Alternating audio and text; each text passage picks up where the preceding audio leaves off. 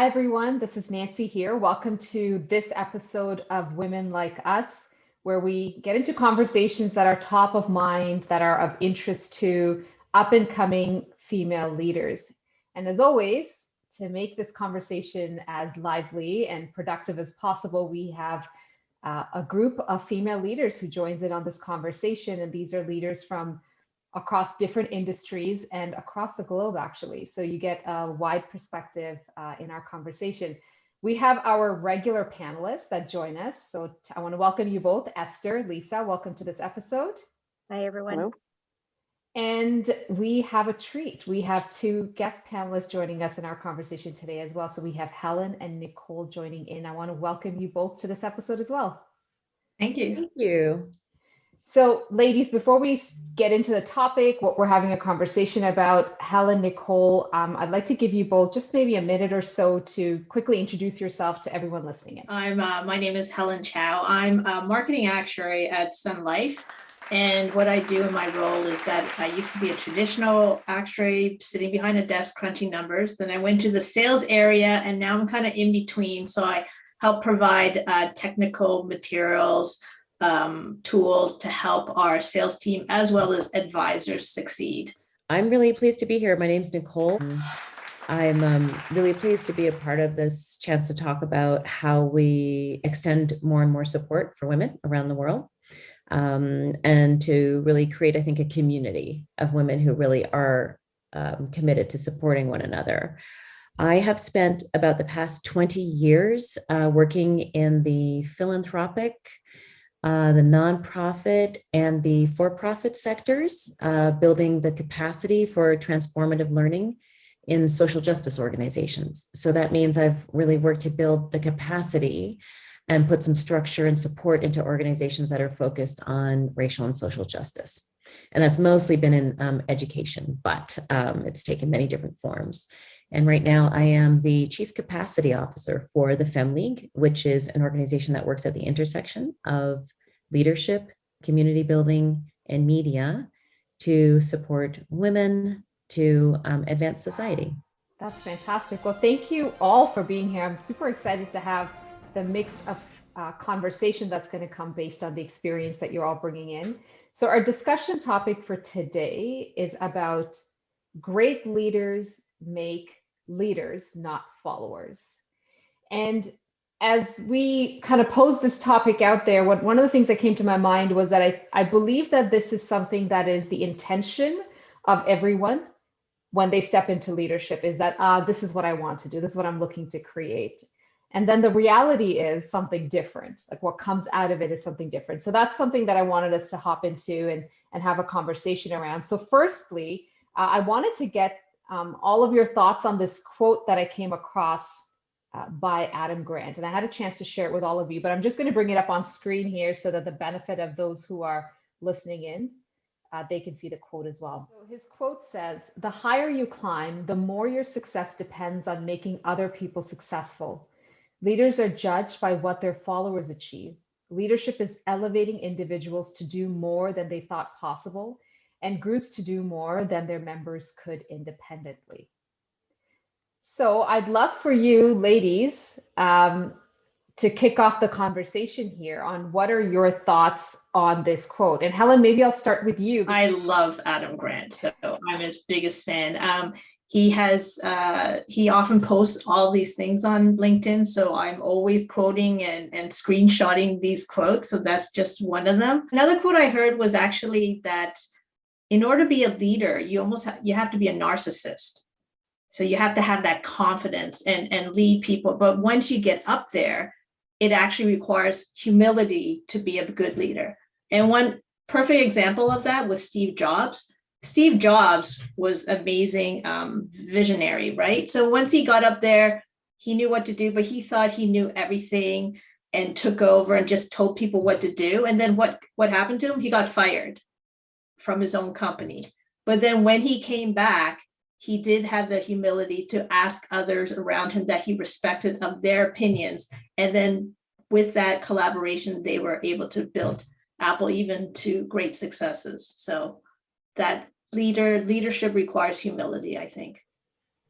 I'll add to that, Nancy. The quote is basically my mantra. I didn't obviously have any inclination as to what his philosophy has been in around leadership, but that has always been front and center, that as I was growing in the industry and in my leadership journey, it was all about doing the mathematical formula, right? Everything for me is analytic to some degree. I have to transpire it into that.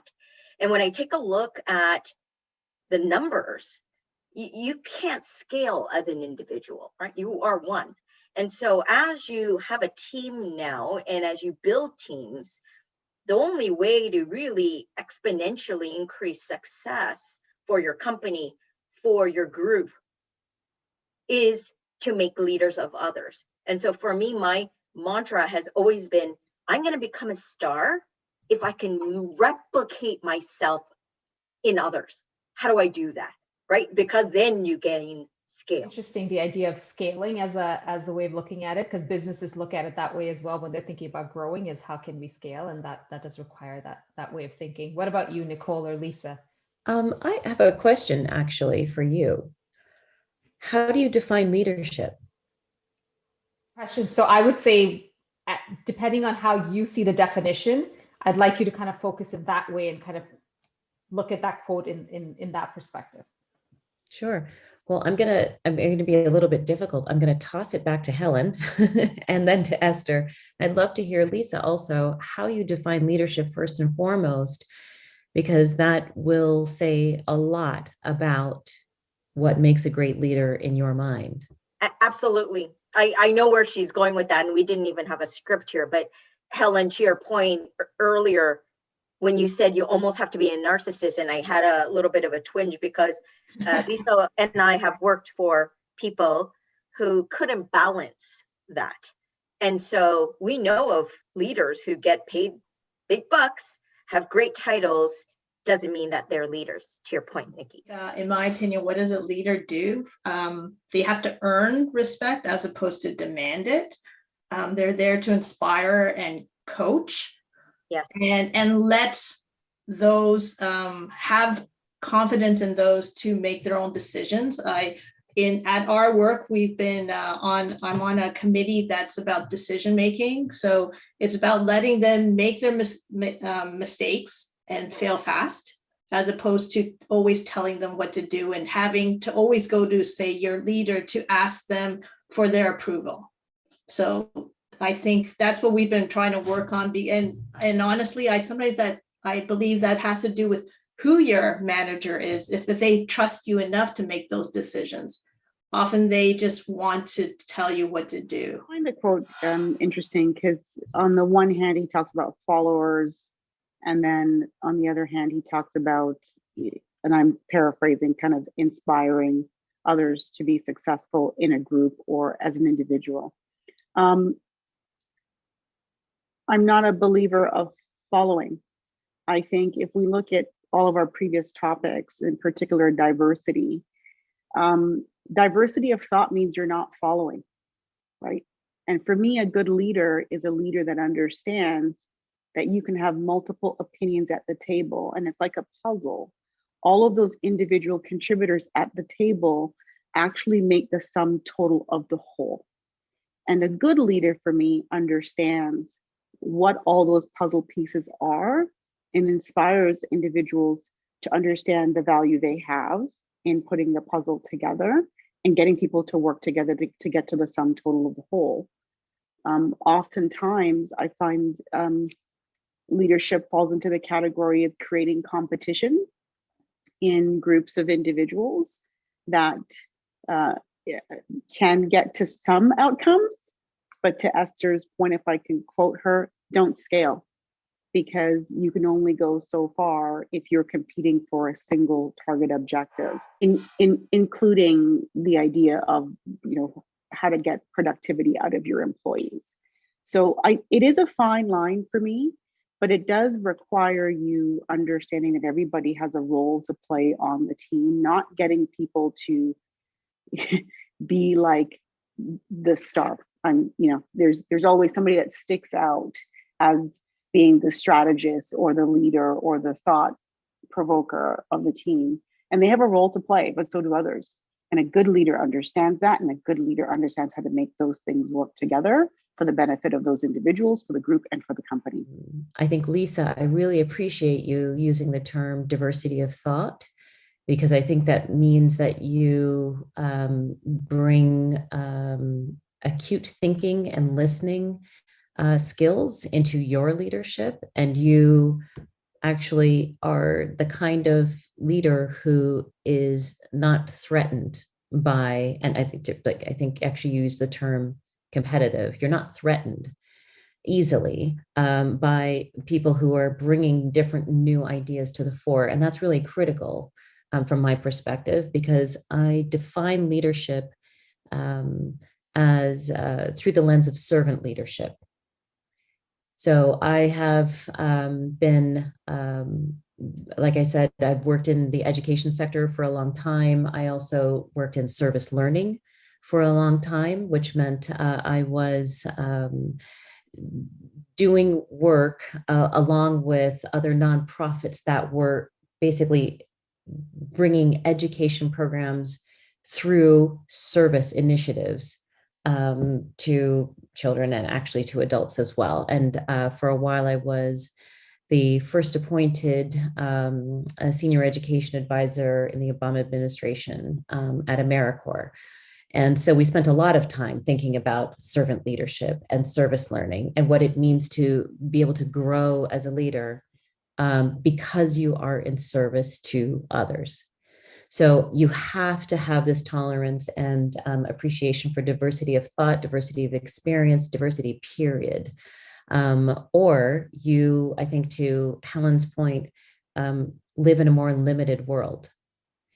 And I think the other really critical way that leadership needs to be approached or thought of, from my perspective, everybody does not have the same opinion. But I think another word that Helen, you brought up is culture. I think creating a culture in a place where leadership is able to flourish and from many different perspectives and from many different people means you have the opportunity to inspire leadership in others. So Adam Grant's quote, I think, has a lot to do with creating great leaders. And I'm not so sure I agree that great leaders are created, but I think they're given room to grow. Dive into that a little bit more, because all of you come with different experiences, and I'm curious about your lived experience around challenges. So again, like I said, I'm the believer that people step into leadership with good intentions. I actually don't believe people come in with I want to come up with a way to make this horrible. Most people come in with good intentions around, I want to do a good job, I want to create leaders, but something happens along the way. Like life hits, and that's not necessarily what gets created. So I'm curious about your lived experience, either as on the leader side, where maybe you feel like, I'm not sure I did the best in creating or cultivating or creating space for leaders, or as someone who experienced that, like someone who was up and coming yourself. Like what do you think? What was the issue? Like what was a roadblock from actually making this a reality? This idea of great leaders create leaders, not followers. And so I'm curious what your lived experience has been with that. Esther, I'll start with you. Yeah, I'll kick off. And with previous experiences, and I'm sure everybody's had their own, mine is very personal in the context as a Asian female in technology or STEM in a Fortune 500 company. And having worked here, I know that the demographics of the company, depending on which geolocation you're in, has been that there's not a lot of women, and statistically we align to that there's not a lot of women who are visibly minority as a cultural, ethnic perspective, leading companies or in leadership roles. And then women, they're in some of the context to our other episodes on women in STEM, have been a challenge because women tend to drop out in certain phases of their life out of STEM-oriented jobs. And with those two marriage of statistics, you don't get too many female, in my case, Asian leaders that I get to network with, independent of which company that I'm with. And so there's not enough of a cohort to really come down and start discussing amongst us. Again, I'm going to seed in a little bit of cultural aspects because I'm Asian. I do find that, and again, I'm being very blunt, that a lot of Asian women in leadership, because there's not enough in probably a company or a cohort or a community, that the tendency is, it took me so long and so much effort that I don't have the energy to give back. And it also makes them the actual minority and hence puts a little bit more limelight on them. So why would they want to share that platform? And I truly believe some of those attitudes hinder the fact that we need to do that in order to pull up the others. So I know that this might feel burdensome for some of the viewers out there. However, I would ask you to consider that as something that you really take interest in. Whether you make the decision or not is definitely up to yourself, but that is a hindrance at times. And as a female women leader, I have seen some of that competitive trait slow us down. Esther, don't you also think that leaders, I mean, the lack of women, lack of minorities in leadership roles is also because those leaders in those roles tend to be Caucasian males, and unconsciously or consciously, they tend to promote those that are like themselves. And then, as Lisa says, then we're lacking that diversity of thought because they're hiring people that are like themselves, that think like them, but really you want a more diverse mix because then you can see things from all different angles. So as we climb the corporate ladder or the philanthropic organization, and we see the statistical reality, I think what we need to do is almost double down, triple down.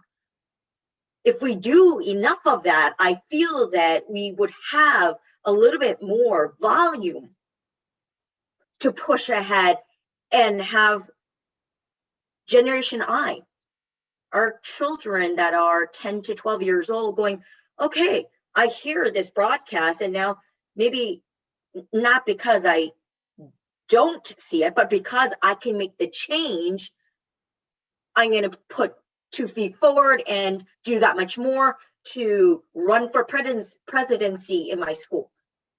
I'm going to go and be the leader for the debate team. It's giving that enthusiasm and encouragement at an earlier age so that we can rally around those to make that acceleration happen, so that the statistics that you're mentioning, Helen, isn't always going to be the case. But again, this was a long answer to answer, yes, I agree with you. However, this is why we need to take on the onus and double down. There's probably, different individuals can have a myriad of different whys. So they go in with the right intention, as you said, Nancy, and then fall into a similar trap. I think ambition is one. We have to remember that there are only so many executive positions, right? There's a whole lot more people available for executive positions than there are actual executive positions. So, people who are ambitious are going to hire and work with, collaborate with, interact with those who are not going to threaten their ambition. Okay. I think the other part of it is that people replicate behaviors that they see as, they deem as successful. So I hate to use the analogy, but reality is that you say you have bad behavior, repeat the bad behavior. So if you have a leader who demeans their employees or puts down their employees or uses their employees, AKA do this for me, and then that leader takes that person's work and represents that work as their own, more than likely, that's a part of the culture. They've experienced it themselves, and now they're replicating it because they deem that to be a way to be successful. So I think ambition is one. I think the legacy or the cultural legacy of the organization and the individual experiences is another. Fear is another. I struggle personally with the idea that a lot of leaders say they want thought leadership, they want diversity of thought. But the reality is that most corporations are punitive, right? You have an opinion that is contradictory to the leader, you get your hand slapped. You get your hand slapped enough times, guess what? You've conditioned that employee to not lead, but to follow. I think there's a behavioral component that is treated as a part of why people go in with the right intentions and come out with status quo, if I can simplify it that way.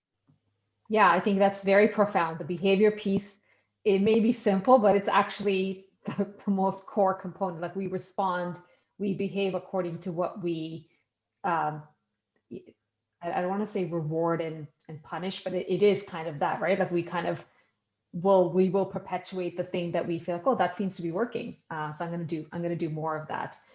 Even when we know deep down inside, there's something better, but it requires a risk to be able to step into that.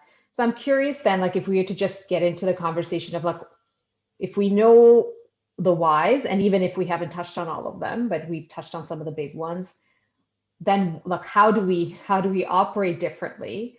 And I'd love to actually talk about this, like if there's like a couple of very practical things we can say, because we can certainly say philosophically, ideally what can be done, but just like practically, for those who are wanting to step into leadership or are currently in it, and they're like, yeah, like maybe there's a space for me to be a different. So how would we do different? What are some thoughts? Nicole, if you want to kick us off, any thoughts, ideas that you have? And I appreciate the dialogue around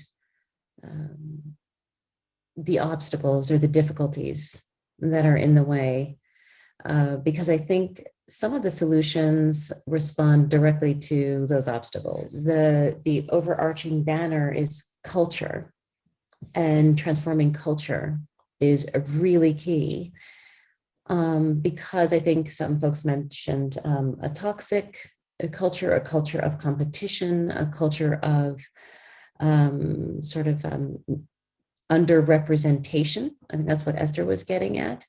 A culture of nepotism, right? A culture of just really sticking with people who like you, which reinforces your self-concept and makes you feel like you're a better person because you have surrounded yourself with people who just reify your idea of yourself. And culture is a big deal, culture eats strategy for breakfast, yada, yada. It really does, because you can have the best strategy and quite frankly, no idea how to make it real if you're not willing to do that really important analysis of what your culture is. Ask yourself those really difficult questions. What are we perpetuating? What is it that we value here? What is it that we say we value versus what we actually value, what we actually do? What's the gap between perception and reality? And what is the way that we need to change our behaviors to realize a new culture? What is going to get us to a place where we have more equitable representation? What's going to get us to a place where the word on the street is that, challenging leadership is welcomed and it's not perceived as a threat, and you're not punished if you do it? Because you have to look at places like Google that have a great, reputation for doing things differently, really out of the box, and also some headlines, where they have really discouraged people from challenging the status quo, and people who were women and people of color and others who have been really clear about the fact that they, saw a different way forward, but maybe that the challenge of those ideas, it just wasn't welcome. that overarching goal that you're trying to get to, and the ways you're going to create space for people to be successful at your organization, or if it's just you heading up your organization, but the people that you work with as clients, perhaps.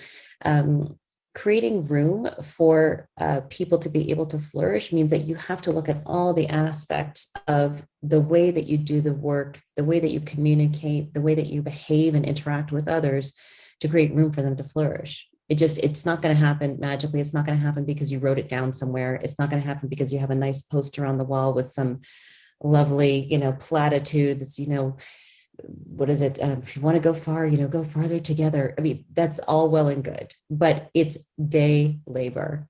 It has to happen day by day, week by week, year in, year out, where you are very clear, really crystal clear about what kind of a place you're trying to get to and the steps that you're going to put into place to realize that goal.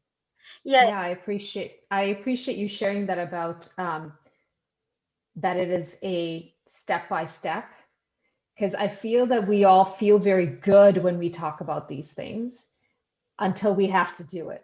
It's the time we have to face the person we're like, I really don't like that person's idea. It does not jive with me. And I'm sure, considering all the ladies around this table, we've all been there. We're best of intent, we're like, I don't like that idea. And that's really where the rubber hits the road to say, okay, well, what do I do with that?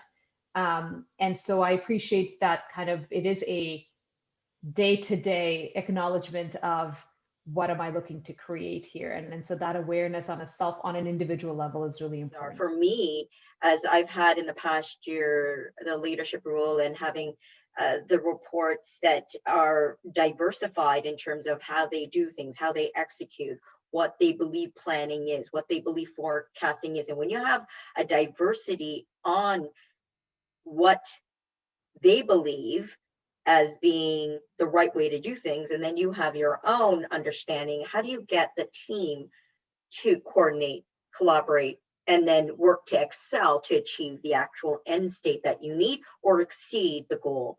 And so I have 3 prescriptives. One is that I allow my reporting team, whether it's international or local, to take on that leadership themselves.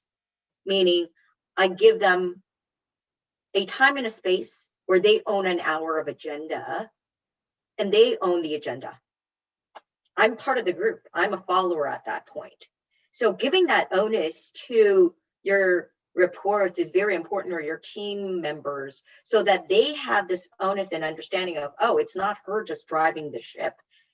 It's going to be me. It's going to be alternating every week. It's your onus. If you come prepared, you come prepared. If you don't, then that's the dilemma you need to own up to as part of this team. And so part of thought leadership is also allowing others to lead and switching those positions. Number 2 is, as a leader, giving them an opportunity, especially with workload balance issues that we've had in the past COVID year, is really understanding what's important and prioritize and what's not.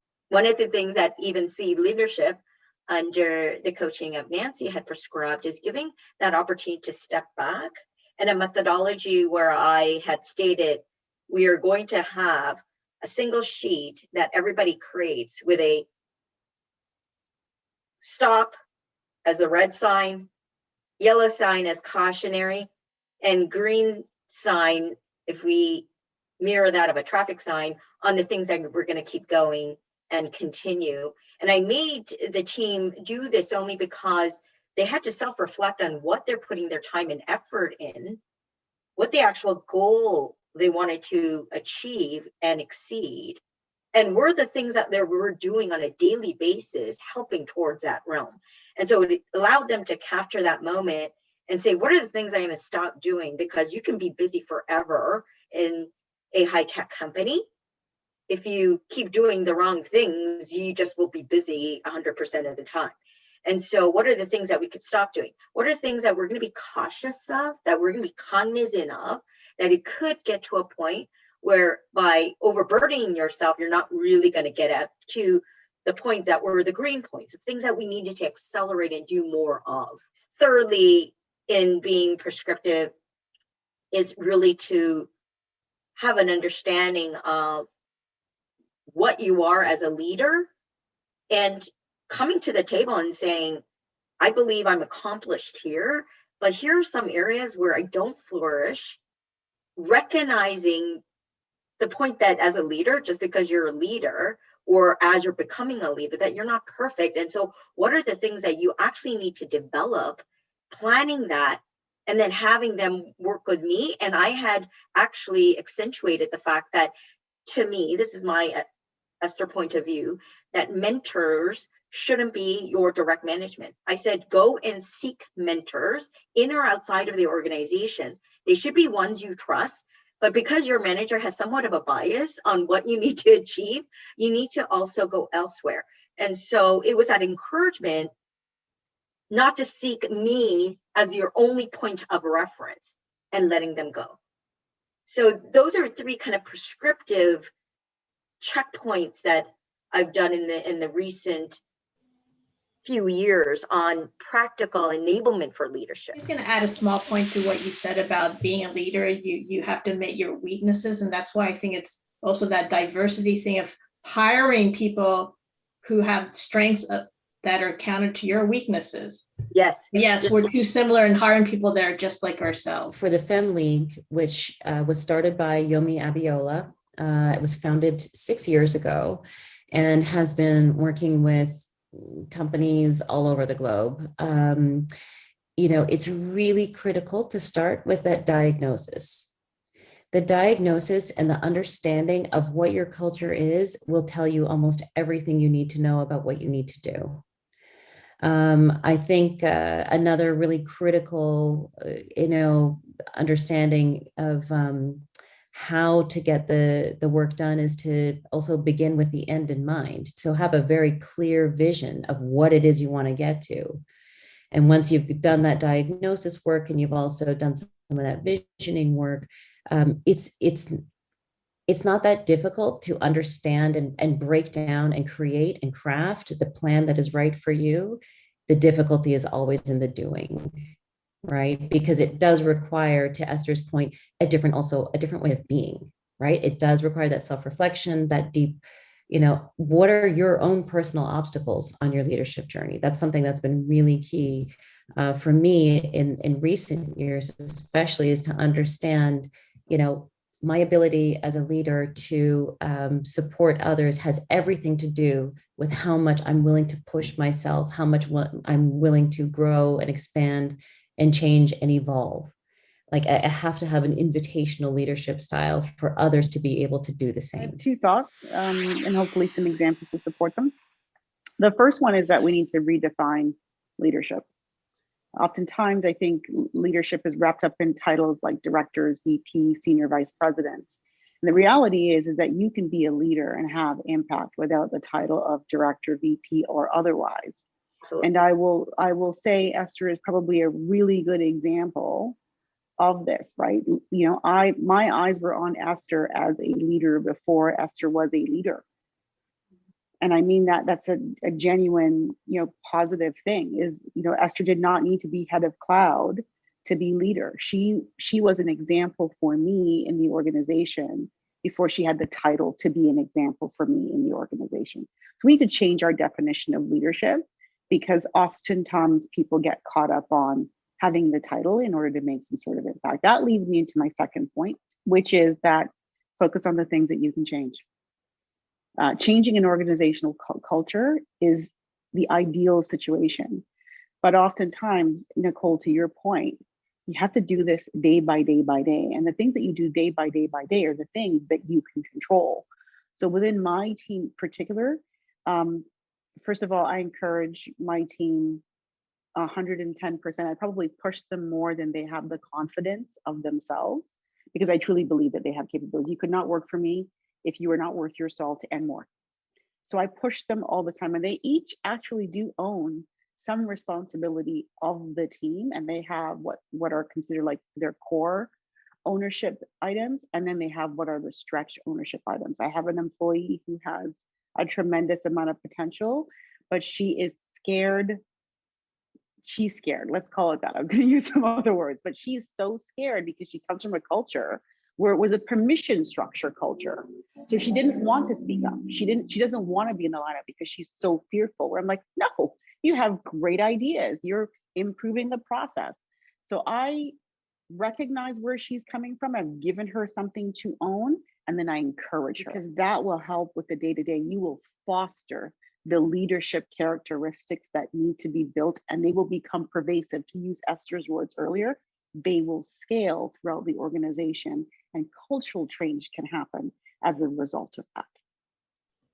Yeah, I love that. And I actually kind of thinking about everybody's responses. It was interesting because we went from a very macro level for what can we do from like a vision and kind of thinking that big picture down to the very practical pieces of what does my team own? Like, what am I going to get somebody to own?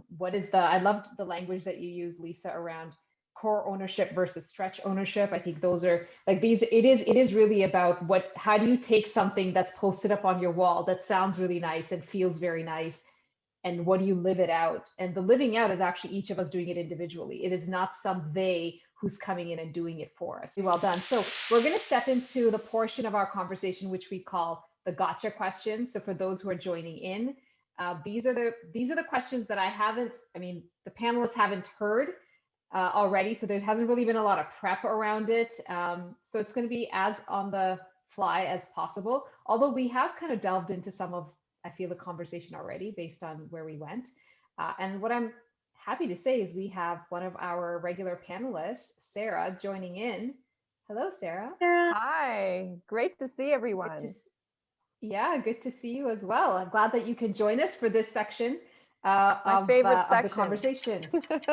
There we go. So my question is, how do you, and this is a collective you, but kind of focusing specifically in your space, how do you proactively recruit and hire people who are better and smarter than you? And I'd love to know what your lived experience is in doing that. So not that I've had a lot of experience in hiring, but of course I want people who are better than me, but that involves, having the confidence to do that this person can even be, be in the spotlight or get the recognition. And I'm all fine with that, leaving your ego at the door, because you have to look at it as what's best for the company, not just what's best for me.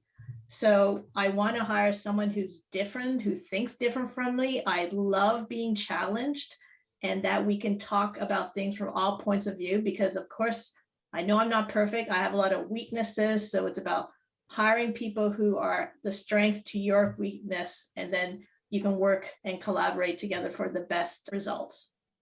So I've had limited experience hiring, just I guess as Helen has. I, though, am a big fan of working with other women and promoting. Even just the other day, I connected one woman who I used to work with, who I always thought was a star. And I think, number one, keeping your eye out for people who are great at what they do. And I know that this person is way better than me, and she's going on a path that I really want to help her with. And what I did was I connected her with somebody that I used to work with as well. And I wasn't selfish about it. And I think it's easy. Helen, you also mentioned checking your ego at the door. It's almost like I'm glad I didn't have that ego to begin with, because I maybe not have had a conversation with her at all. But I know that we all need help, and we're all on our own individual journey. And the more that we can help our friends or our colleagues get it there, the better that we will also be uplifted. So I am always happy to make whatever connection that I can to bring somebody to another level that even you could argue that I could be doing the same. But I think having that open mind, being secure in yourself, secure in your own journey and your own desires, will really, once you have that confidence, again, another word that was used, you will be able to feel more secure to bring others with you, or even push others ahead of you. because it makes everybody better at the end of the day. And I find too many people hire just based on experience. Mm. And I keep seeing that they go, I don't want to spend the time training, but I think most important is potential over experience. But putting yourself as a leader in a position where you activate the diversity hiring by being bold, by talking out loud when you see that, oh, wait, the hiring committee isn't diverse. And so therein lies the same issue, Helen, that you were mentioning early. You have to point it out. A lot of people don't recognize that because it seems okay to them. But when you don't have a diverse committee that's hiring, then obviously there's a reason for what the outcomes are. And so there has to be a voice of an opinion that you say things in a kosher manner or halal manner, but there is a time and space. You have to take that accountability on yourself and take a little bit of risk in speaking. So one of the things that I have been able to do is say, I want to be part of that hiring committee to represent the Asian women leaders where we don't have that many in the Canadian part of this organization, as an example. But that took time and effort and a little bit of risk on my part to state that opinion. And I believe if we don't do that more and more, that it'll be the status quo. It'll be the same statistical model of outcomes that we see today. Because our conversation today was all about great leaders create leaders and not followers, it would be reasonable to say that at some point, what might happen, or maybe even an aspiration that we'd want to have, is that, you know, for example, someone that you are leading now ends up leading you at some point. So I'm curious to find out that as a lived experience where someone you once led, were responsible for grooming, is now your leader or was a leader of yours in some capacity. Like, what's your experience with that? What advice might you give to someone who's either experiencing it or to prepare people for that? Because that does bring us back to some of the competition and ambition stuff that we talked about earlier. So Lisa, I will come to Have you. the opposite, where people have led me and I have, let's say, surpassed those individuals. Here's what I would say, and this is advice for myself, like, be kind to people.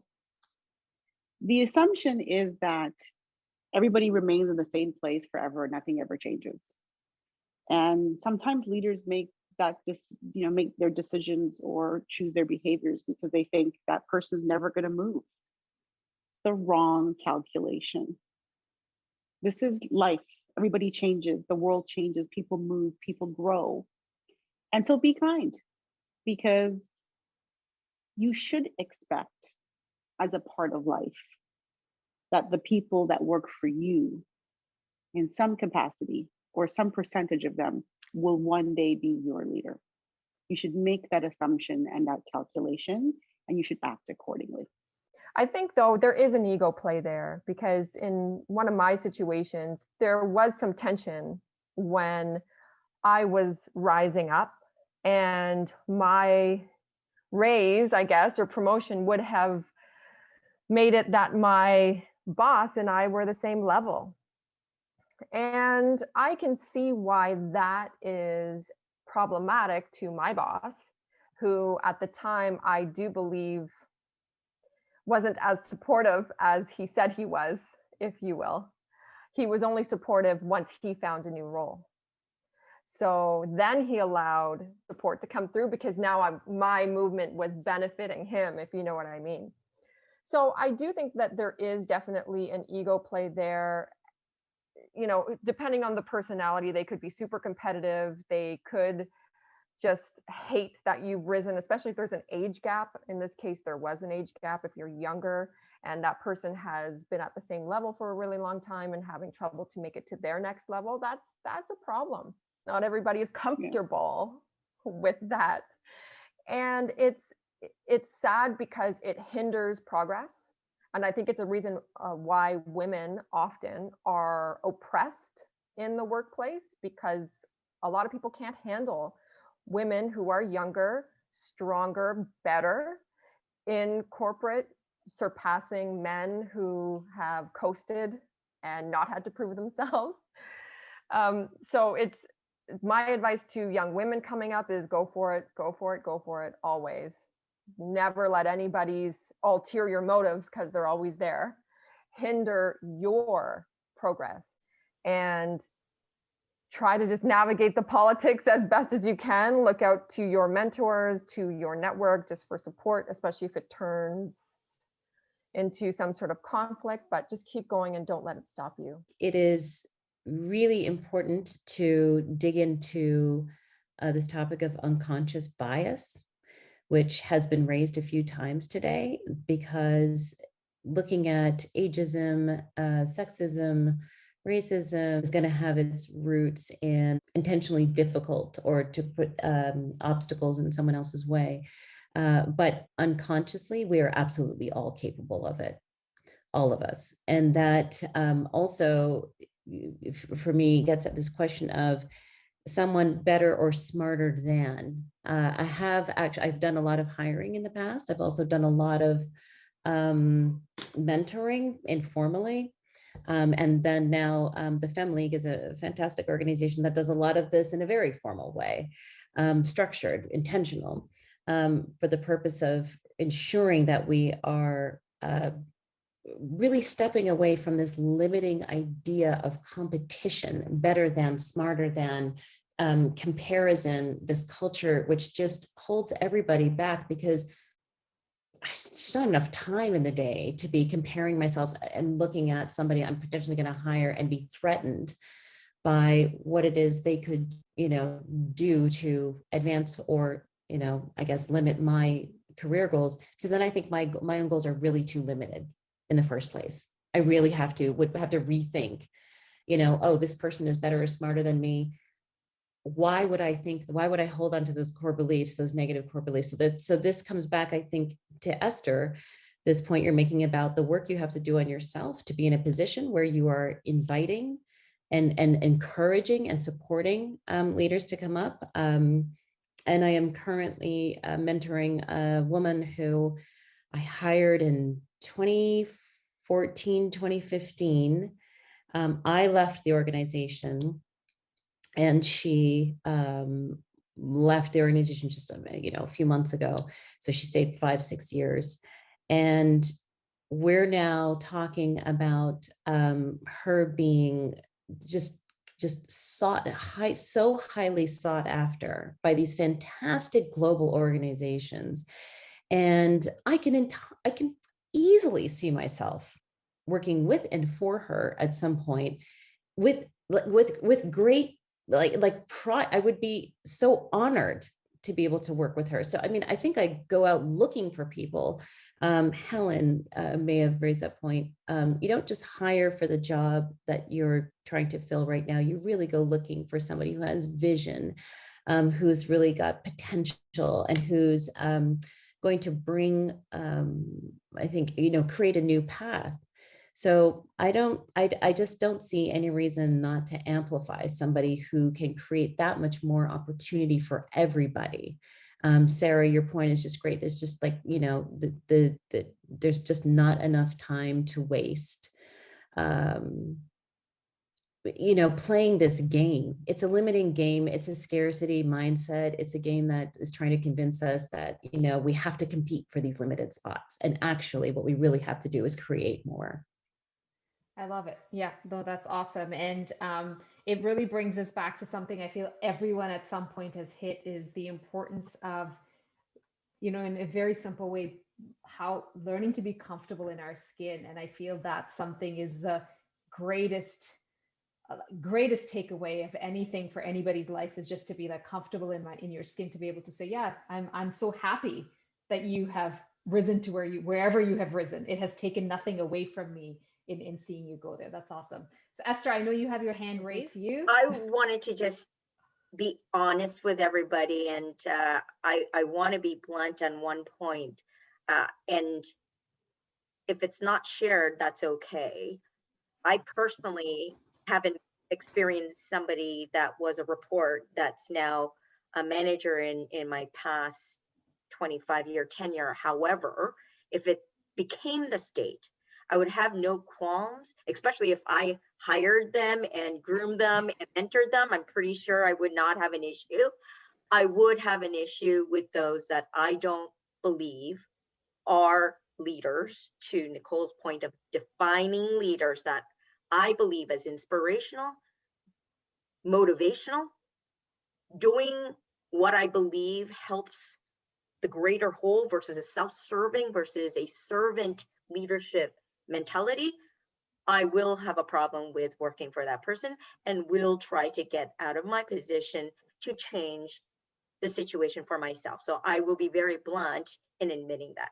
It sounds like you would do that regardless of if they once reported to you or didn't report to you, or whether they're like a senior leader forever. It just sounds like someone who is opposite of your idea of what makes a good leader. It sounds like that to me, not so much that they rose up above you. Ladies, thank you. This was such a great conversation. I really appreciated the honesty, just the depth that we were able to go into, even in a short period of time. So thank you so much for all of you for being here. To everyone who's listening in, you can check out Women Like Us. There's several other episodes that you can find on the YouTube channel. So please do check us out. If you have questions, comments, anything that you want us to delve into further, you're welcome to add into the comments as well. And we look forward to seeing you all on the next episode. Thank you. Goodbye. And scene.